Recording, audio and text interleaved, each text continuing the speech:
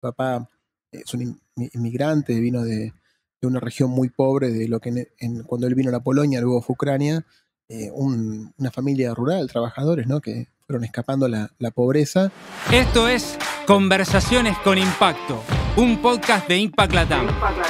Acá vas a encontrar entrevistas, casos y otros contenidos de innovación, emprendimiento e impacto. Soy Dani Tricarico, tu anfitrión, y te invito a que te sumes a esta experiencia. Dale, sumate a la comunidad de Impacto. Buenas. Buenos días, buenas tardes, buenas noches, donde sea que estén. Bienvenidos a otro episodio de Conversaciones con Impacto. Este podcast de Impact Latam, donde entrevistamos emprendedores, referentes de este ecosistema de innovación, emprendimiento e impacto. Como siempre, los invito a sumarse a la comunidad de Impact Latam ingresando en www.impactlatam.co para poder acceder a información, beneficios y muchas cosas más para poder potenciar sus emprendimientos y organizaciones hacia la transformación y transición sostenible. El día de hoy tengo el gran gusto y honor también de conversar con Sebastián Hueliciejo. Seba es Chief Policy Officer de Global Steering Group for Impact Investment, del GSG, entre otras iniciativas que él también lidera y que seguramente nos irá comentando. Así que es un honor tenerte, Sebas, hoy aquí en Conversaciones con Impacto. Gracias por sumarte a este episodio. Gracias, Dani, por la invitación y felicidades por la iniciativa. Está buenísimo este espacio que armaste. No, gracias a vos. Espero haber dicho bien el apellido. Más o menos. Es Weli, más fácil Weli. Weli. Está seguro, Weli. Así me dice todo el mundo. Sebas. te voy a decir Dale, Sebas. Dale, también se puede. Muy bien. Bueno, Sebas, contame y contanos un poco a todos un poquito acerca de tu trayectoria, ¿no? ¿Cómo llegaste a meterte en estos temas de que hoy llamamos de impacto, que quizá en ese momento que vos estabas, quizá no se hablaba tanto de impacto, a los temas que venís trabajando hoy? Bueno, un poco por casualidad, ¿no? Como todo el mundo. Yo creo que para mí fue una evolución lógica en una carrera dedicada al desarrollo. Yo soy economista de formación, estudié en la UBA y siempre me dediqué a cuestiones del desarrollo, vamos a decir el desarrollo social, y con una cuestión vocacional desde muy chico, digamos, que viene desde que soy niño, por mi madre fundamentalmente. Así que nunca quise hacer otra cosa. Digamos, cuando a 12 años, ¿qué querés hacer? Quiero ser economista. Pero no quería ser macroeconomista o teórico. Siempre me gustó la economía real y el desarrollo, y siempre me convocó la vocación de poder recrear condiciones de movilidad social ascendente, que esa narrativa había estado muy presente en mi familia. Mi papá es un inmigrante, vino de una región muy pobre, de lo que cuando él vino a la Polonia, luego fue Ucrania, una familia rural, trabajadores, ¿no? Que fueron escapando la pobreza. Luego hizo una vida, digamos, como comerciante, como trabajador acá en el país, tuvo su casa. Y mi mamá también empezó a trabajar a los 13 años, hija de un embarazo adolescente. Pero esa historia con la que yo crecí, digamos, familiar, yo crecí en los 90, ponele, tuve un poco más de conciencia, y esas condiciones de movilidad social no existían más. Entonces yo decía, me están contando una historia de un país que ya no existe hace mucho tiempo, y sabía que iba a hacer eso, y empecé a estudiar en la facultad en el 2001, ¿no? En un año muy complicado, y toda la carrera fue en un ambiente muy, muy estimulante, muy movilizante políticamente, socialmente, pero muy duro para el país. Así que viene por la vocación. Muchos años después, ahora sí que te cuento un poco más cómo, Sí. De alguna manera me convertí, digamos, como todo. Yo creo que para simplificar y casi ser un poco caricaturesco, a este campamento del impacto, este zoológico del impacto, llegamos de muchos lugares, y son todos válidos, ¿no? O sea, algunos venimos más de la pata social o más territorial, y de algún momento hacemos un clic y entendemos que solo el Estado no alcanza, o solo los gobiernos no alcanzan, y que el capital, la inversión, tienen que jugar un rol fundamental para la transformación social, que quizás yo fui criado en una tradición teórica, filosófica, política, que eso era va de retro, ¿no? O sea, si a mí me hubieras dicho cuando yo estudiante de economía en la UBA en el año 2003, 2004, digamos no sé, que los bancos de inversión tenían un rol que jugar en esto, te hubiera dicho, estás loco, ¿no? Si son el enemigo los bancos, digamos, ¿cómo va a tener que jugar un rol? O las corporaciones. Claro. Entonces, para mí fue, digamos, una cierta maduración, y ahora podemos charlar de eso. Y hay muchos que vos conocerás que entran también a este campo, digamos, suavizando una carrera más dura, digamos, gente que estuvo, qué sé yo, 20 años en un banco de inversión y en un momento dijo, pará, estoy solamente haciendo guita y maximizando beneficios. ¿Y qué estoy haciendo? Digamos, ¿para qué estoy trabajando 15 horas por día? Para mi bono, para mi paycheck, para ser accountable al shareholder y maximizar ganancias nada más. Entonces hay muchos que incorporaron esa variable social, pero venían con mucha disciplina de negocios que también es muy buena. Entonces yo creo que para los que venimos más del campo social puro, nos sube la vara, nos disciplina, nos profesionaliza, y a los otros los humaniza, ¿no? O sea, los pone más en contacto con la realidad. Pero yo creo que ahora ya está viniendo una generación que no tiene que hacer esa transición traumática, que ya tiene los dos chips puestos y entiende que las dos cosas son lo mismo. Claro, claro. Así que para mí vino por ese lado y, digamos, a nivel carrera, ya te digo, yo economista, trabajaba en el Estado, en Argentina, y fui a hacer el máster en economía, en desarrollo, en la Universidad de Sussex, en el Reino Unido. Y no tanto ahí, porque no se enseñaba nada de impact en ese momento en Sussex. No sé si lo harán ahora. Es la Universidad 1 de Desarrollo del Mundo hace mucho tiempo. Pero no era un tema, digamos, no discutíamos el rol de la inversión. Hablábamos mucho de las cuestiones que trabajamos los economistas del desarrollo, ¿no? La pobreza, la distribución del ingreso, el desarrollo rural, ¿no? O sea, la dependencia, los shocks, la volatilidad macroeconómica. O sea, aprendí mucho de los problemas sociales, mucho, y abrí mucho la cabeza, porque bueno, viste, acá tenemos, por lo menos yo soy de Argentina, y de alguna manera, en muchas maneras, somos criados con un mindset de que pensamos que el mundo empieza, termina, se desarrolla todo en la Argentina. Y bueno, entonces, poder escuchar, no sé, qué sé yo, obviamente que lo que llamamos el sector agropecuario o la agricultura en Bangladesh o en India o en Pakistán, son una cosa que no tiene nada que ver con lo que la agricultura es en Argentina, Estados Unidos o Brasil o Australia, ¿no? Entonces, eso para mí fue espectacular y me rompió la bocha de los problemas sociales, o sea, como que me volví bastante pro o enriquecí, digamos, algo que la carrera tampoco me había dado acá de grado porque me especialicé en eso, pero al toque de terminar ese máster, ahí sí aparece un momento, digamos, mágico, no sé, como medio inexplicable, que a veces miro para atrás, viste, es como si fuera un penal que entró o que no entró, ¿no? Y definió algo. Ahí yo estaba aplicando a trabajos, yo acá venía a trabajar en el sector de regulación del gas, entonces buscaba trabajos para maximizar mi chance de tener un trabajo, porque en Londres, si no tenés trabajo, te come vivo, y busqué todas cosas de oil and gas, ¿no? Y conseguí un trabajo en el regulador del gas y la electricidad de Gran Bretaña, que se llama Ofgem, que es una especie de mezcla para los que están en Argentina del ENRE y el Energas. Y estaba buenísimo, ¿no? O sea, primer trabajo ahí, bárbaro. Pero el día anterior o esa misma semana que me confirman ese puesto, yo estaba contentísimo, me escriben unos profesores del máster y me dicen, che, hay un chico que hizo el máster hace 5 años, que trabaja en una organización que se llama The Putnam Trust, que se dedica a promover la paz y la estabilidad entre israelíes y palestinos a través del desarrollo económico, y se va y nos escribió buscando un reemplazante y pensamos que tenés que aplicar. Claro, yo lo miré y para mí, digamos, siendo sudamericano, cristiano, cuando uno escucha Israel o Palestina, solamente escuchamos de eso con un tremendo sesgo cada algunos años cuando se pudre todo mal. Pero no sabemos nada. O sea, yo no sabía nada, como todos. Algunos creen que saben, pero nadie sabe nada de ese tema desde acá, desde la distancia. Pero algo dije, hay algo acá que me llamó. Dije, ¿cuándo en la vida voy a estar en Londres trabajando para una ONG, ¿no? Con oficinas en Israel y también en Palestina, en Cisjordania? Y estudié mucho ese fin de semana para ir a la entrevista. Estudié mucho, leí todas las publicaciones, todo obsesivamente. Entrevisté con la CEO.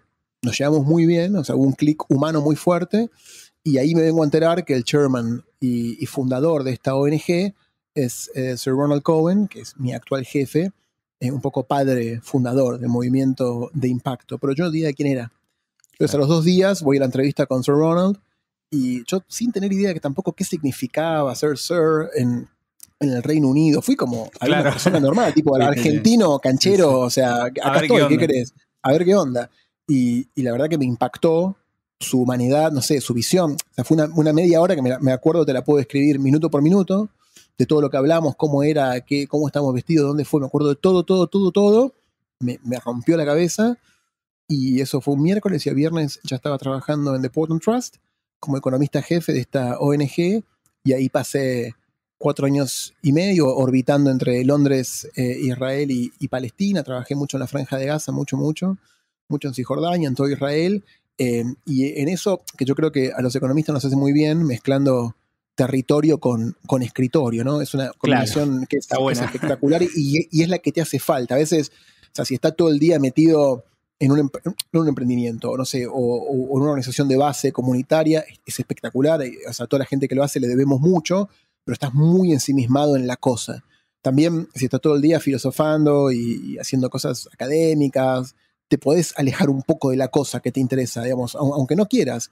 Y siempre tener una patita en el territorio y una patita en el escritorio está bueno, y eso me lo permitió, digamos, como economista, analizando la evolución de la economía palestina, la economía israelí, pero haciendo muchos proyectos en el territorio. Claro, Sir Ronald ya tenía toda una trayectoria como gurú internacional de la inversión de impacto, ya había fundado algunas de las organizaciones que son como la columna vertebral del movimiento de impacto en el Reino Unido, que es el pionero. O sea, ya había hecho Social Finance, que es una especie de consultora advisory que entre otras cosas inventó el modelo de Social Impact Bond, eso fundado por Sir Ronald.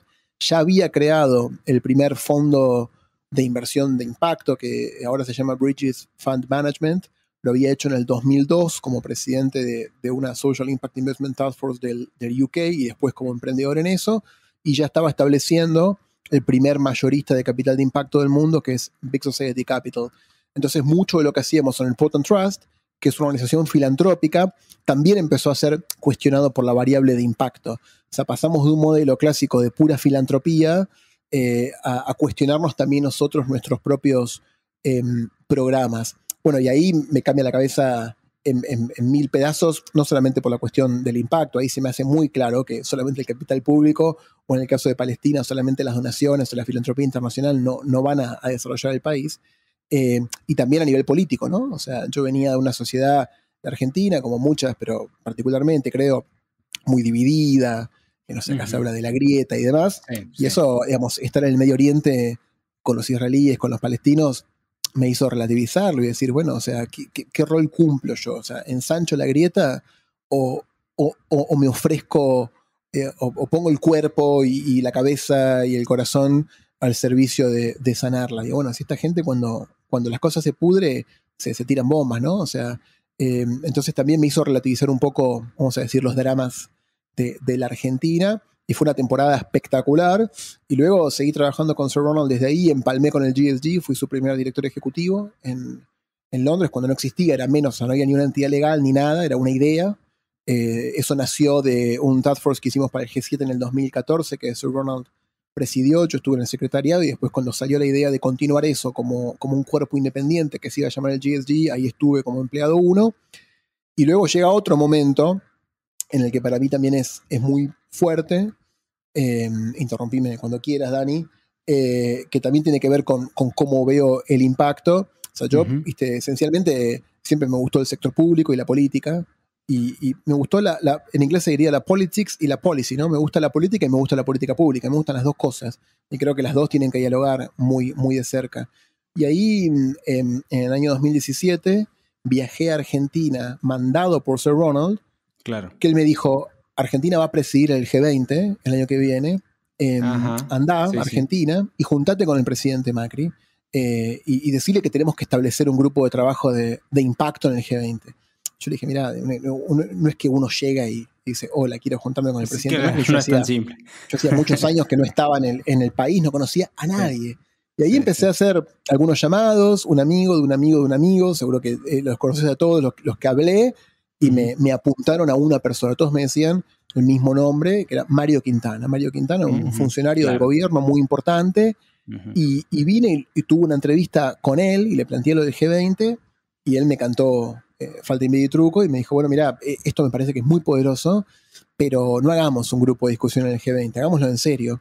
¿Por qué no te venís a Argentina y venís acá a la jefatura de gabinete de ministros y armamos un programa real donde pongamos al servicio de la política pública las herramientas del impacto? Y yo no tenía ninguna intención de volver a Argentina, o sea, no estaban los planes, teníamos un hijo 1 año, estábamos perfectos allá, pero desde la absoluta inconsciencia de una reunión con Mario de 2 horas y 2 charlas telefónicas de media hora, igual que me pasó con Sir Ronald, me impactó mucho y decidimos volvernos a Argentina y a los 5 días estaba de traje en la Casa Rosada y a los 3 meses era secretario de Estado del Ministerio de Desarrollo. Mirá. Y bueno, para mí fue también una experiencia espectacular. Y para cerrar un poco el currículum informal, cuando termina eso, porque cambia el gobierno en diciembre del 19, esto es una anécdota más personal, Sir Ronald me llamó después de las PASO de ese año. El gobierno perdió las PASO por más de 15 puntos porcentuales. Me llamó y me dijo, mira, leí el Financial Times, no, esta elección es imposible que se dé vuelta, que tu plan A, B y C sea volver a trabajar con nosotros. Le dije, bueno, mira, me quedan 4 meses de gestión, después vemos. Y bueno, dicho y hecho, el 2 de enero estaba trabajando de vuelta con Sir Ronald, con el GSG, y armamos esta unidad que el GSG no tenía, de policy, ¿no? Como de políticas públicas, una unidad global, y en ese momento, que fue antes de la pandemia, la apuesta que traté de hacer es, obviamente que me dijeron, venite a Londres, ¿no? De vuelta con nosotros.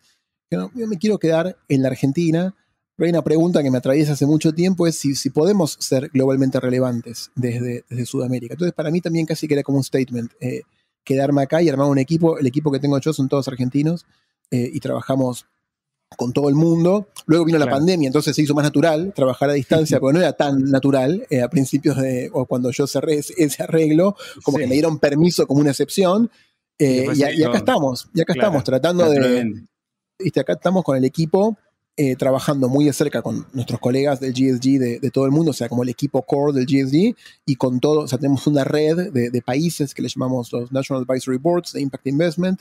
Tenemos 27 que representan 34 países ahora, porque justo antes de la Navidad se sumó Nigeria como país, un país muy importante de África.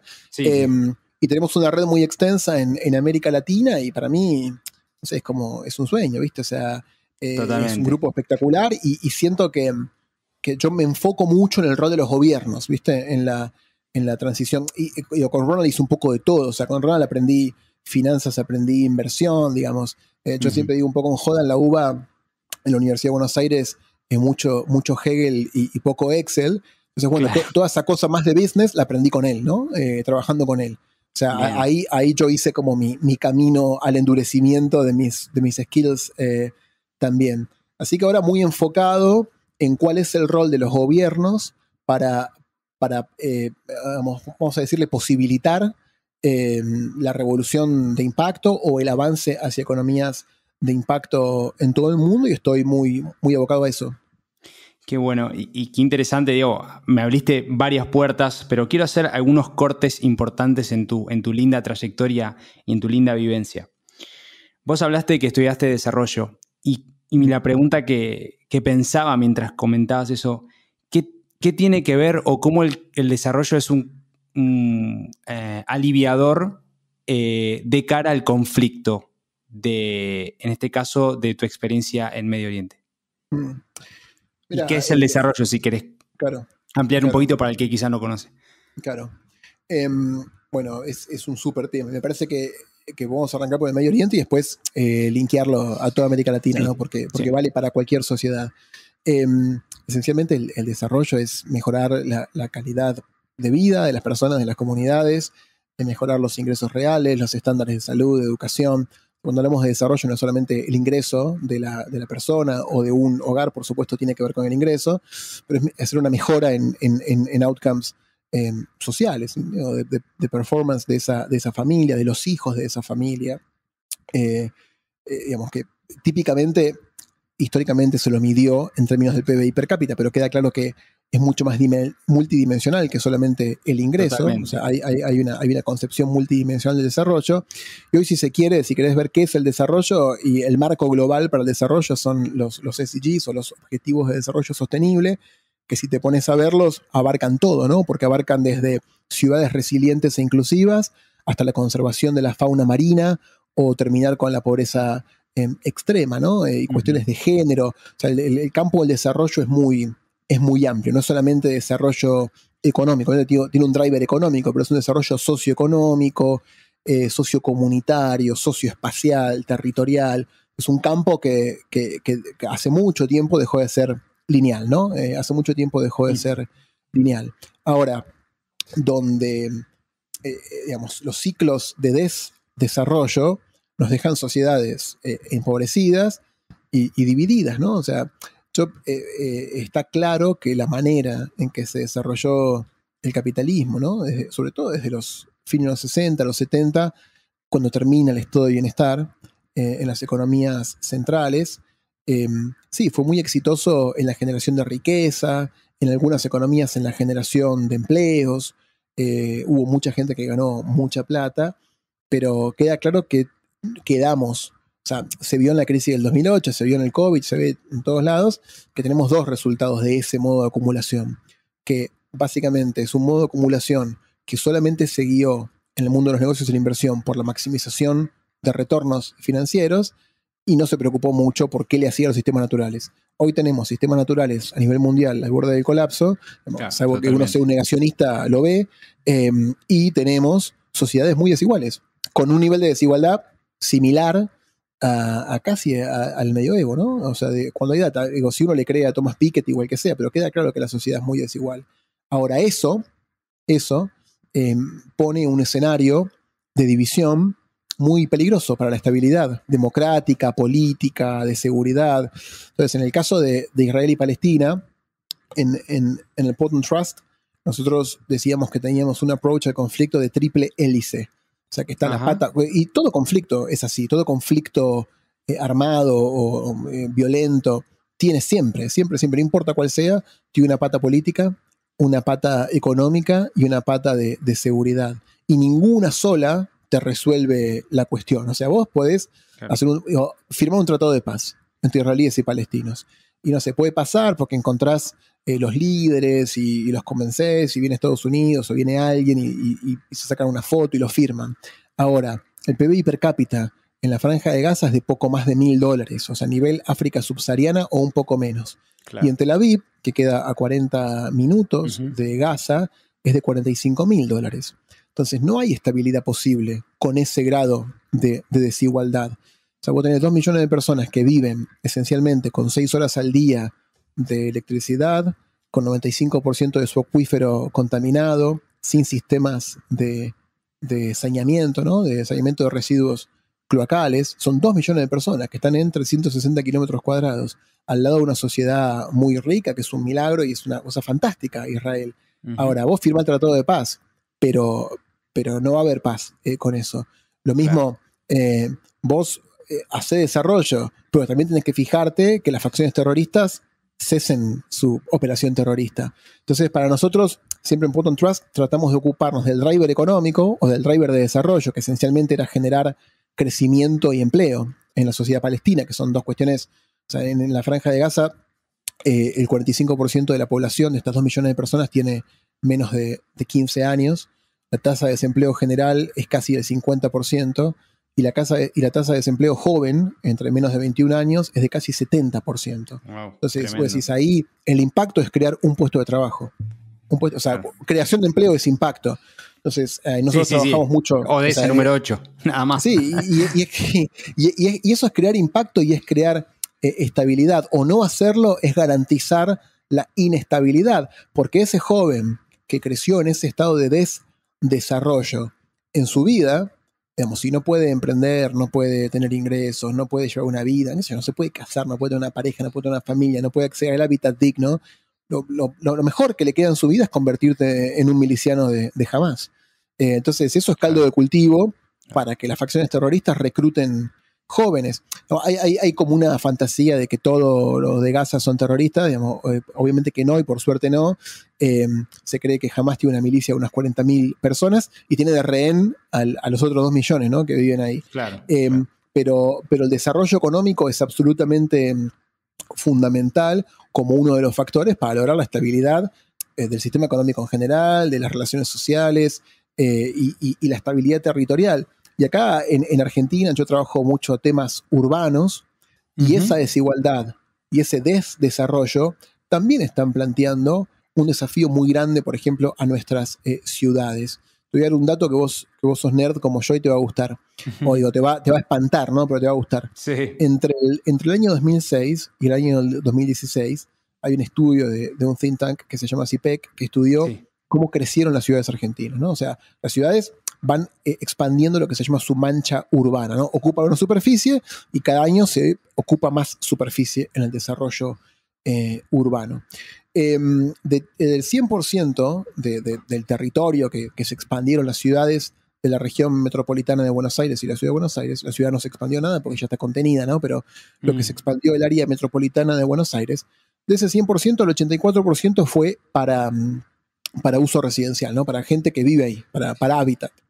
Pero de todo ese total, el 55% fue para urbanizaciones cerradas, para barrios privados, para comunidades, sí, que están aisladas, gated communities, le diríamos en inglés, o acá se les llama countries también, informalmente. Son comunidades más privilegiadas, podemos decir, ¿no? Privilegiadas, sí, privilegiadas, que típicamente, digamos, están lejos de los centros urbanos, de la centralidad urbana, y son loteos a veces de lujo, a veces ni siquiera son tanto de lujo, pero para una clase media alta a priori, y ahora voy a hacer una nota sobre eso.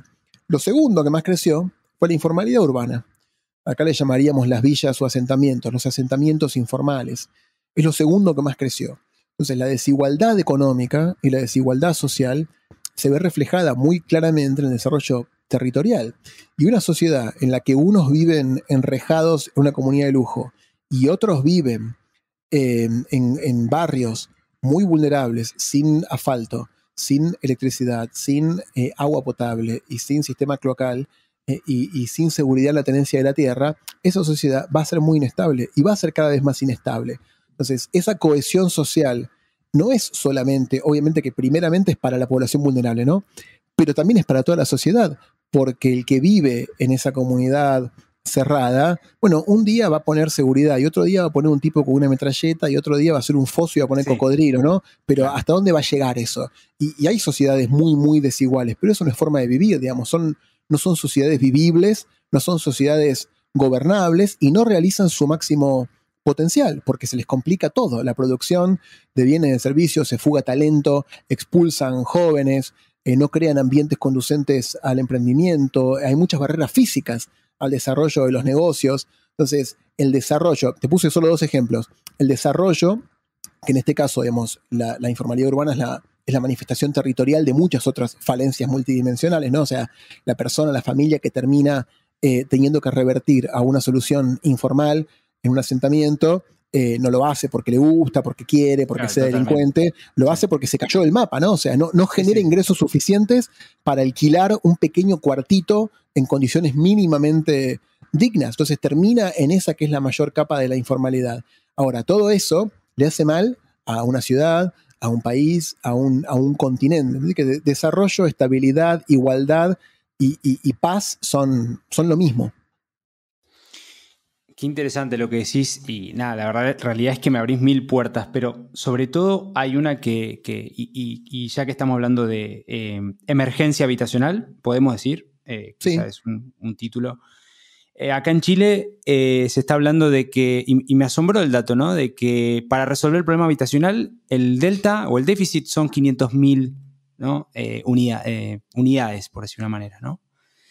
La verdad que me pareció poco. Entonces empecé a indagar y hablé con gente de techo y demás, y me decían, el problema no es la construcción, son las tierras. Otros me decían, el problema son las tierras. Digo, bueno, se resuelve y no quiero caer en el eslogan político, ¿no? Pero con el tierra, techo y trabajo, es parte de esos 3. ¿Cómo lo ves eso en Latinoamérica? Mira, el número yo no lo sabía de Chile. Acá en Argentina se estima que el déficit habitacional es de 3,5 millones de unidades, ahora debe ser un poco más.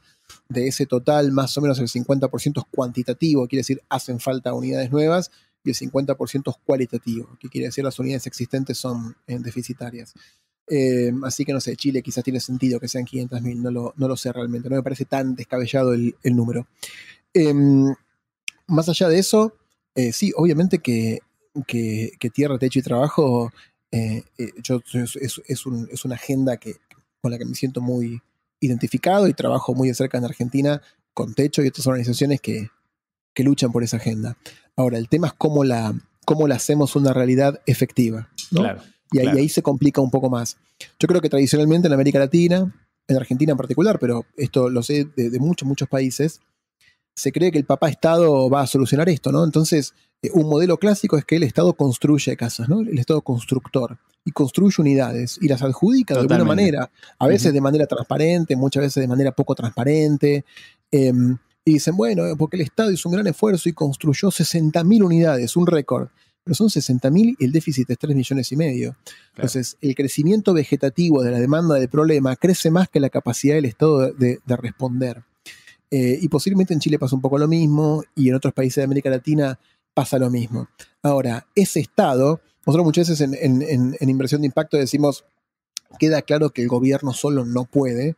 Y ahí yo no creo en esas soluciones puramente de Estado, no porque sea anti-Estado, creo que el Estado tiene un rol central para jugar, pero queda evidenciado que este modelo de que el Estado te da la solución invirtiendo lo que junta de impuestos de ese periodo fiscal, y no, es una ridiculez. Ahora, el político le encanta regalar casas. Es una foto muy política. Claro, sí, pero es una foto de la política, no sé, del siglo XX, con suerte.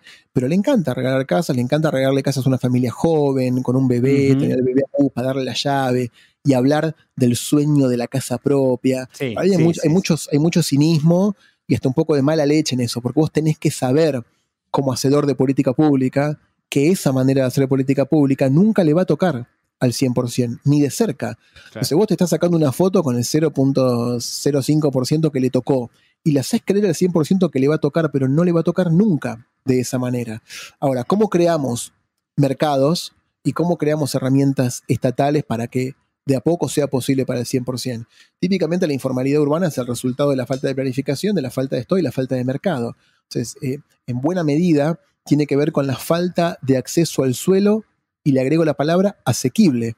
Un suelo que la clase trabajadora pueda pagar. Hay lotes, pero no los puede pagar la clase trabajadora. O sea, volviéndonos al caso de mi familia, se asentaron en una localidad del Gran Buenos Aires, una localidad muy obrera, muy popular, y compraron un lote, y edificaron una casa, y lo compraron en pesos, o sea, en moneda local, en cuotas.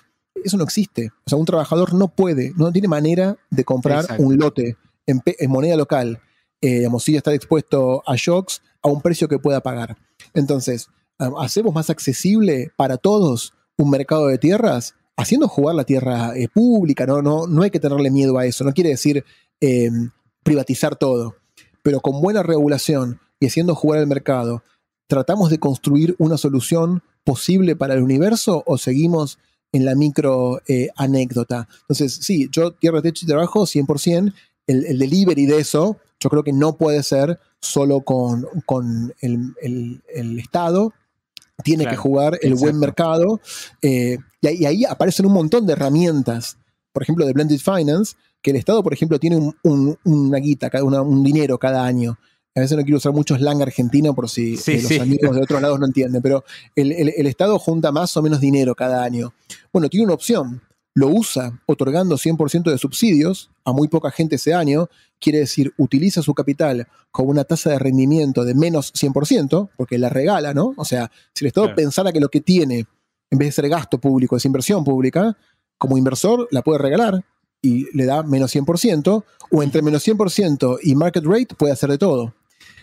Ahora, hay que llevar esas herramientas al Estado. Por ejemplo, si creara un fondo para invertir en la vivienda, podría bajar el costo de capital para muchísimos sectores. Si total vos ya estabas dispuesto a hacer una pérdida de 100%. y puedes hacer cross-subsidies o que eso sea el layer junior de un fondo de blended finance. Hay muchas maneras en hacer jugar a ese capital público más inteligentemente. Ahora, esos cambios estructurales posiblemente no te hagan ganar la próxima elección. Y tenemos elecciones cada 2 años o cada 3 años en diferentes países. Entonces, estamos un poco en esa trampa y no se sale solamente con tecnicismos, sino que también se sale con liderazgo político. Claro.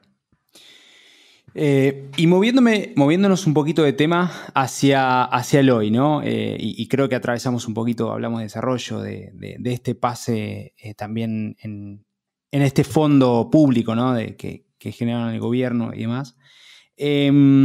Hoy en el Global Steering Group for Impact Investment, este organización mundial que trabaja temas de impacto, quizá para los que no lo conocen.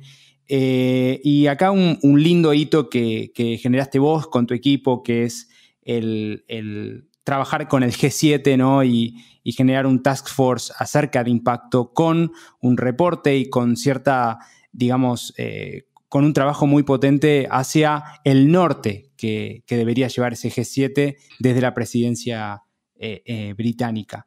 ¿Puedes contar un poquito acerca de ese trabajo, de qué resultados tuvieron? ¿Qué aprendiste en ese proceso? Perfecto, no, buenísimo. No, a veces como que uno se siente medio chanta andar hablando del trabajo que hizo uno mismo, así que gracias por preguntarlo.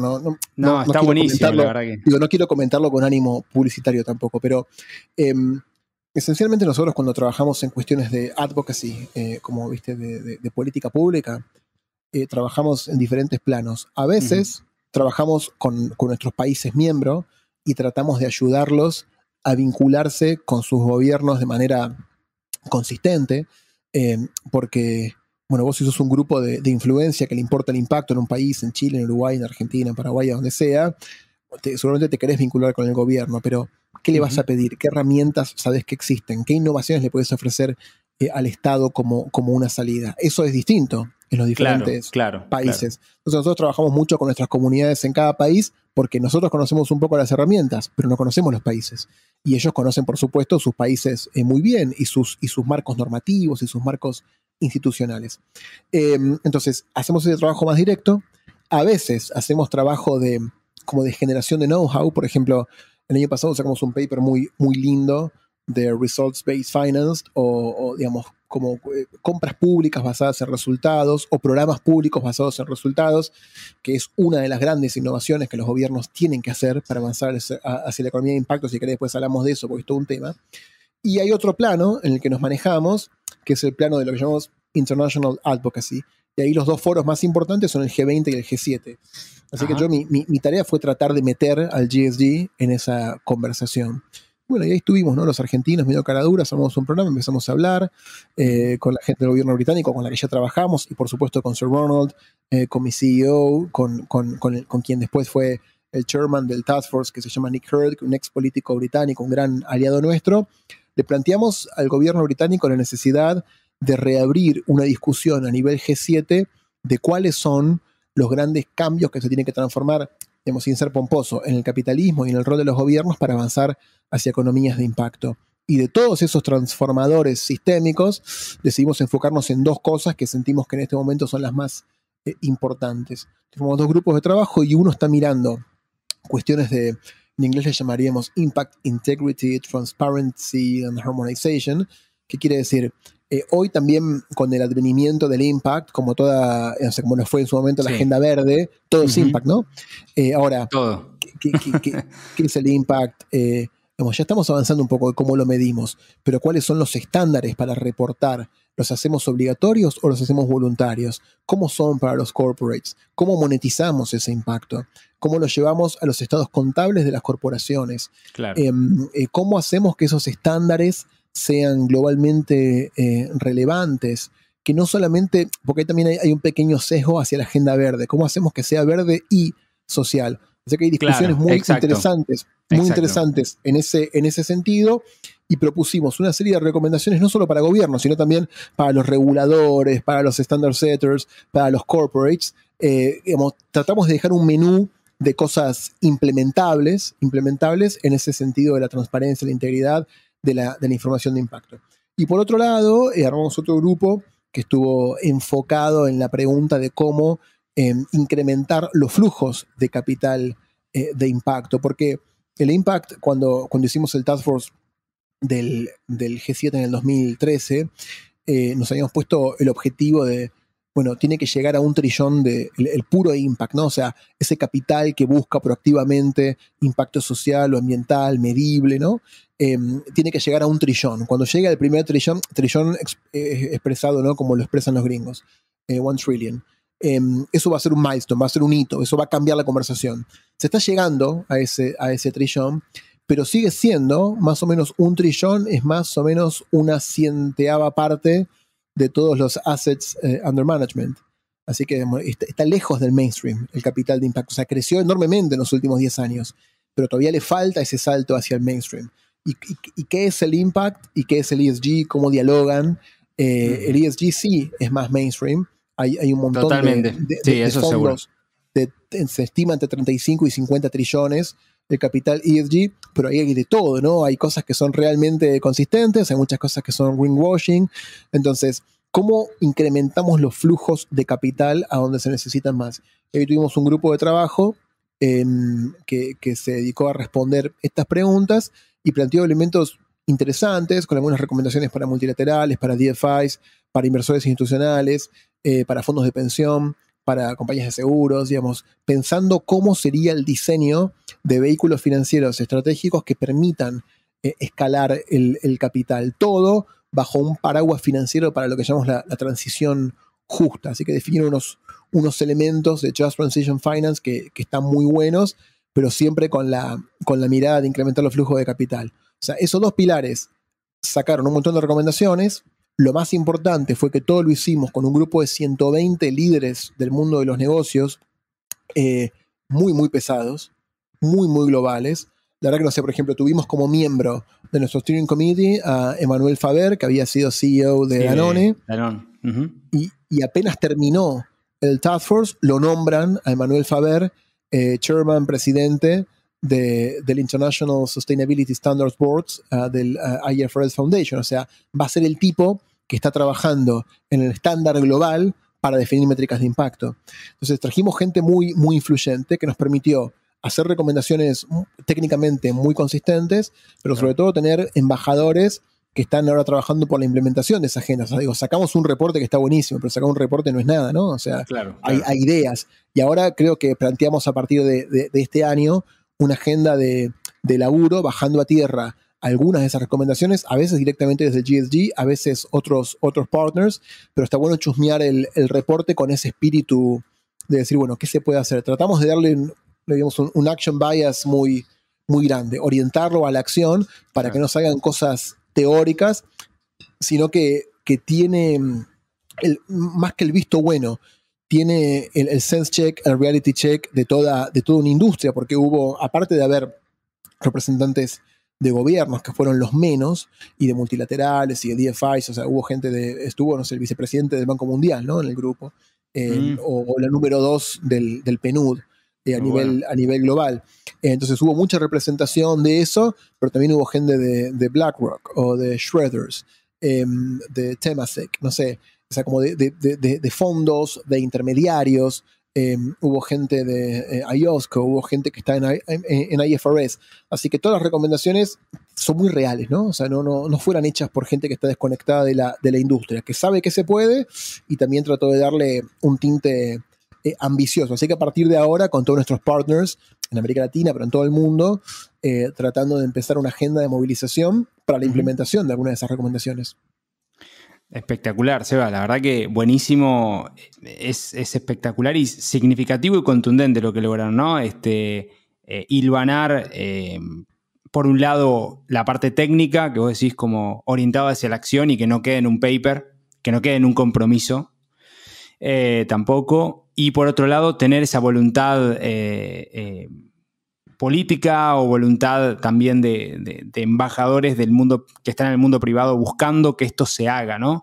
Que tanto se habla y tanto hablamos de la transición sostenible, de la urgencia de esto de los 10 años, pero ya lo hemos visto en la última COP26 esperemos este año a ver qué va a suceder, pero que nos quedamos todavía en términos puntuales, en generales no, pero puntuales, todavía esperando ese compromiso grande de los países que mueven la aguja, ¿no?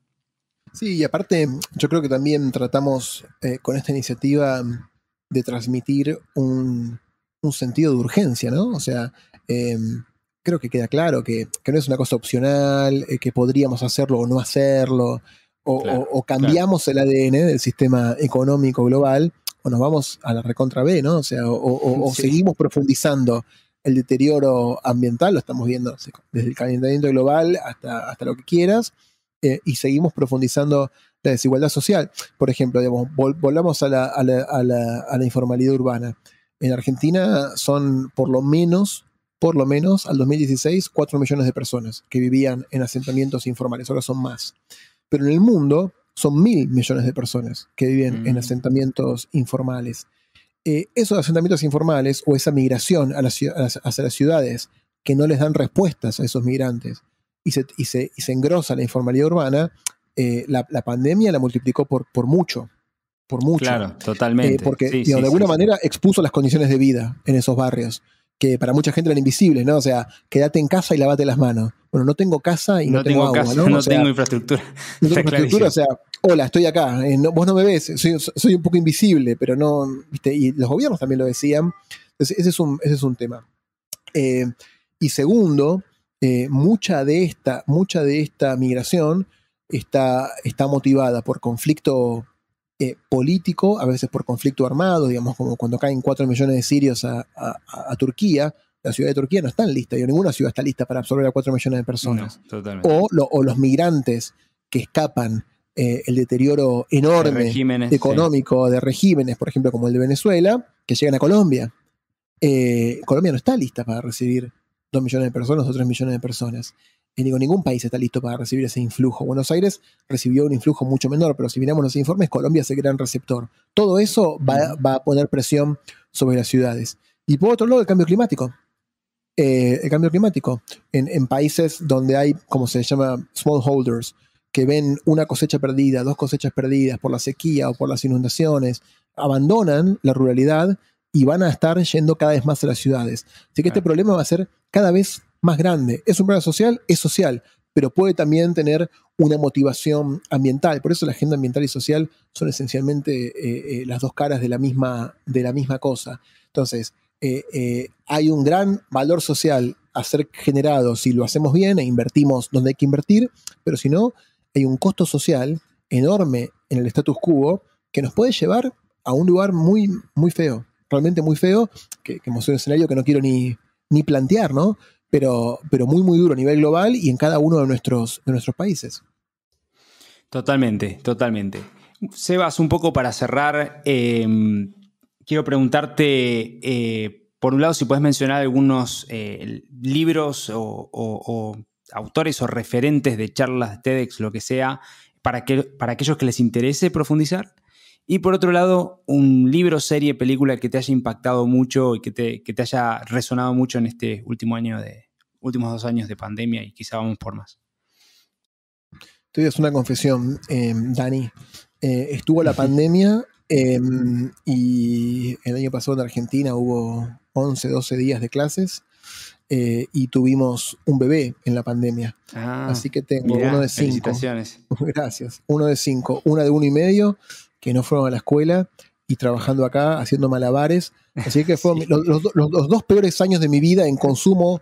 No vi nada, no escuché nada, no leí nada. O sea, como que me agarrás en mi peor estado, digamos, histórico. Son los 2 años, soy un bochorno. Tendrías que hablar con alguien que haya pasado una pandemia más intelectual. Pero no, digo, más allá del chiste, que es un poco cierto. Para nombrar 2 cosas. Una que me gustó, que creo que es un poco obvia, es un documental de Netflix, que en inglés se llama Kiss the Ground, acá creo que se llama Besa la Tierra, que es acerca de agricultura regenerativa. Y lo narra Woody Harrelson, y bueno, y yo no sabía nada de agricultura regenerativa. Y desde que lo vi me dejó mucho pensando. Bueno. Básicamente habla del rol de la agricultura regenerativa para el cambio climático. O sea, la proposición básica, yo no sé nada de agricultura, pero a ver, quizás digo una burrada, es que, no sé, por ejemplo, hacemos el summit de GSG y le pagamos a una compañía que se llama Carbon Footprint Limited para que nos mida la huella de carbono. Nos dice, Claro. generaron tanto, vale tanto, le pagamos, y ellos, con ese dinero, plantan árboles en un país africano. Bueno, lo que dice la película es, los árboles tardan 20 años en capturar carbono al ritmo que lo necesitamos. El secreto está en la captura de carbono, por ejemplo, de las pasturas Claro. pasturas que se utilizan para alimentar al ganado. Esa pastura, la raíz de esa pastura es capturadora de carbono. O sea, la ganadería, pastura rotativa, es carbono positiva.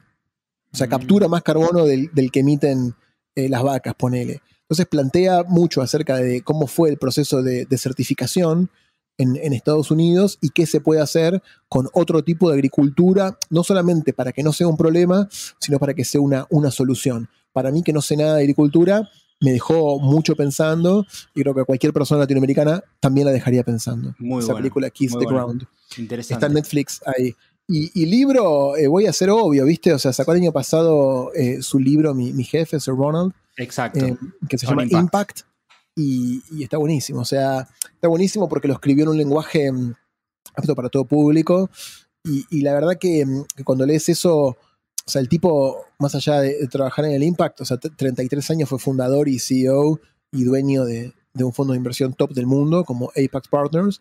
Entonces, las cosas que propone o que discutimos, digamos, no las sacó de una protesta estudiantil, ¿no? O sea, es un tipo que conoce muy bien el mundo de los negocios, y este creo que es un libro, él ya lo escribió a los 74 años, como que tiene una visión panóptica, y para el que se quiera introducir en esto, cada capítulo habla de lo que significa el impacto para una audiencia diferente. Así que yo creo que como una introducción está recontra bueno, y lo escribió con ayuda de gente que lo ayudó a expresarlo en lenguaje muy, muy llano. Mucho más Así llano, que se claro. consigue ebook y todo, y se lee muy fácil, y me parece que tengo que recomendar ese libro. Sin duda, sin duda. Muchas gracias, Sebastián Welli. Hoy conversamos con Sebastián Welli, Chief Policy Officer del Global Steering Group for Impact Investment, GSG.